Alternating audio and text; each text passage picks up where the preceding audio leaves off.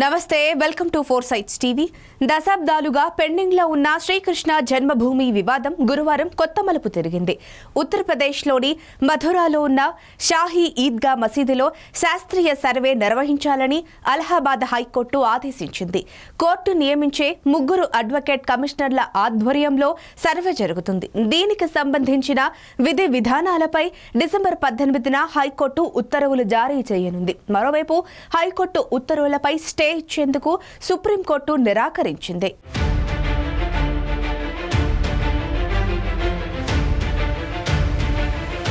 మథురలోని 17వ శతాబ్దం నాటి షాహీ ఈద్గా మసీదును శ్రీకృష్ణుని జన్మస్థలంలో నిర్మించారనేది హిందువుల వాదన.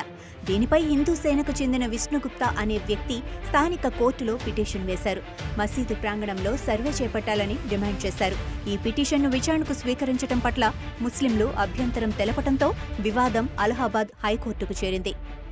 శ్రీకృష్ణ జన్మస్థలంలోని మొత్తం 13.37 ఎకరాల భూమిపై హక్కును హిందువులకే కల్పించాలని హిందూ సేన డిమాండ్ చేస్తోంది. వివాదంలో ఉన్న భూమిని శ్రీకృష్ణ విరాజమాన్కు అప్పగించాలని కోరింది. మధురలోని కాచోకేశవదేవ్ ఆలయాన్ని కూల్చి మసీదును నిర్మించారని వాదిస్తోంది. మసీదులోని కొన్ని గోడలపై తామర పువ్వులు, శేషనాగ్ని పోలి ఉండే ఆకారాలు ఉండటం దీనికి సాక్ష్యమని చెబుతోంది. దీనిపై ముస్లింల వాదన మరోలా ఉంది. దేశానికి స్వతంత్రం వచ్చిన 1947 ఆగస్టు 15 నాటికి ఉన్న ప్రార్థనా స్థలాలను అలాగే కొనసాగించాలని 1991 ప్రార్థనా స్థలాల చట్టం ప్రకారం పిటిషన్ తిరస్కరించాలని ముస్లింలు కోరుతున్నారు. అయితే శ్రీకృష్ణ జన్మస్థానం గురించి హిందూ ముస్లిం పక్షాల మధ్య 1968లో ఒక ఒప్పందం జరిగింది. సేవా సంస్థాన్, షాహీ మజీద్ ఈద్గా ట్రస్ట్ సంతకాలు చేసిన ఈ ఒప్పందం ప్రకారం శ్రీకృష్ణ జన్మభూమికి 10.9 ఎకరాలు, మసీదుకి 2.6 ఎకరాలను కేటాయించారు.